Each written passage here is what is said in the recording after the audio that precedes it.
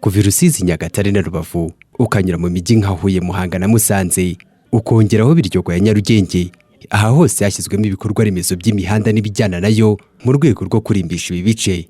Intego nuko iyi mijyi 6 yose igomba kwegera umurwa mukuru w'u Rwanda mu Bwiza, ariko ngo umwihariko w'uyu mushinga nuko utagomba kwimura abaturage. Nyuma y'imyaka n'iki gikorwa gitangiye ndetse kuri ibi byiciro bibiri byose bikaba bigana ku musozo, abaturiye imihanda bemeza ko agaciro kawo katangiye gutumbagira, ndetse kuri ubu ngo banategereje kugurisha bagahunga ikizwi iterambere ribegerezwa. N'amazu y'ina yatangiye guhenda kubera umuhanda, natwe turi kuvuga ati hari igihe bazatwimura. Iterambere ryaje, hari igihe haba hagiye kuza abantu bakomeye bakashyira amazu meza. Bavuga ngo hano ni muri kabiri kandi ni mu mazu ageretse. Hano hari kujya hazamo abantu b'abapangayi benshi, ugasanga nyine abantu bari kujya biyongera, n'agaciro k'ubutaka kariyongereye. Agaciro mbere byari biciriritse cyane, ikibanza wazana n'ibihumbi 800 ukaba wabona ikibanza wagura, ariko ubu ngubu udafite miliyoni 5 cyangwa 6 ntabwo wabona ikibanza. Turanye tuhagurisha ubundi twimuke tugikomeze tugende, kubera ko ntabwo kuko azamura igiciro. Urana no twubakaga dukoresheje amafaranga 5,000 kugira ngo n'icyangombwa cy'umurenge, none bakizamuye cyageze ku 100. Ubwo se umuturage agifite ubushobozi bwo kubaka, turajya za Gisagara. Nimbona bidahura simuka njya ahandi. Izajya he? Hakiri sahero zajya ruteje na zamubumbana. Ku ruhande rw'ubuyobozi muri utu turere nabo bemeza ko ibiciro bishobora kuba biri kurenga ubushobozi bw'abaturage babo. Gusa bamwe muri bo igisubizo bagisanga mu ngingo yo kwimuka, cyane ko ngo ibishushanyo mbonera hari icyo biteganya. N'ubundi ntagiye higeze hahenduka, rero noneho bwo haje n'iri terambere rimeze gutya kurushaho guhenda. Cyakora gahunda ihari nuko turi kubasaba kugira ngo ibintu binahende noneho bifite agaciro keza, inzu zisa neza zimeze. Hari uburyo bubiri dutekereza mu mujyi. Ushobora kuba ufite ikibanza udashoboye kucyubaka, ariko ugafatanya n'undi ufite icyo gitekerezo mu kubaka icyo kibanza, mugafatanya akaguha umwanya wo gucururizamo ibikorwa byawe cyangwa se aho gutura.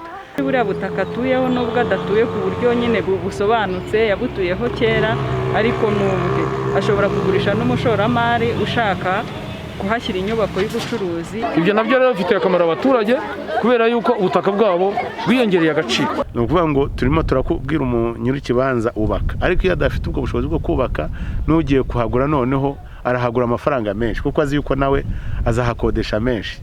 Kuri iyi ngingo Ambasaderi Claver Gatete, Minisitiri w'ibikorwa remezo, avuga ko nabo basanze hari abayobozi bategeka abaturage guhita bubahiriza igishushanyo mbonera, ariko ngo siko bigomba kugenda. Ngira ngo abantu babyumve kuko iyo dukora master plan niyo kugeza mu 2050, ntabwo waza ngo ahangaha iyi nzu yawe igomba kuba amataje 4 nangwa 5 ngo ako kanya uhita ubikora, bikorwa mu fezezi. Niyo mpamvu twigeze no kubikora kugiye abantu bavuga bati kuri igishushanyo mbonera giteganya ibi ngibi nimuhite muyishyira mu bikorwa. Ayo ari amakosa.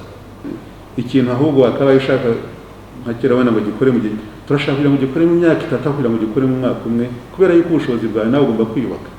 Niwo utangira abana amashuri, niwo utangira abana ugasanga ibyo byose ntabwo bikorera icyarimwe. Hejuru y'ibi byose abahanga mu bukungu bo bagaragaza ko iyi politiki yo kuzamurana umuturage n'ibikorwa remezo ishobora kuba itoroshye. Dr. Bihira Canisius: niyo wafata ingengo y'imari yose ya leta ukavuga uti ngiye kubakira abaturage cyangwa kubazamura, nta nubwo wazamura n'ikijana cyabo, ahubwo amajyambere yegera abantu neza, icyo bita development integre mu Gifaransa, ni amajyambere areba buri muntu wese n'ubushobozi bwe, akagira icyo amugenera ntabangamirwe. Ari nayo mpamvu ubwo ngiye kuvuga nti udafite ubushobozi bwo gutura kuri wa muhanda arimuka akareba undi agurira, akaba ashoboye kuzaragira ya matungo ye, kuzabona ubutaka ahingaho.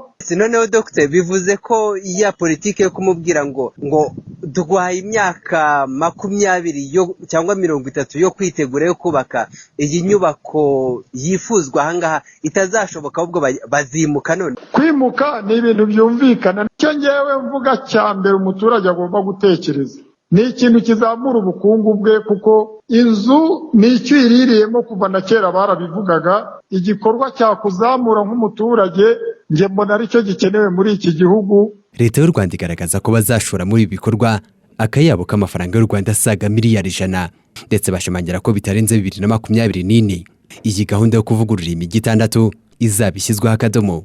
Gusa abahanga mu bukungu bo bagaragaza ko hagikenewe imbaraga zikomeye mu guteza imbere abaturiye ibi bikorwa remezo, ariko hakibandwa ku mirimo basanzwe bakora. Mu gihe ngo bitagenda bitya aba baturage ngo bazimuka ku bwinshi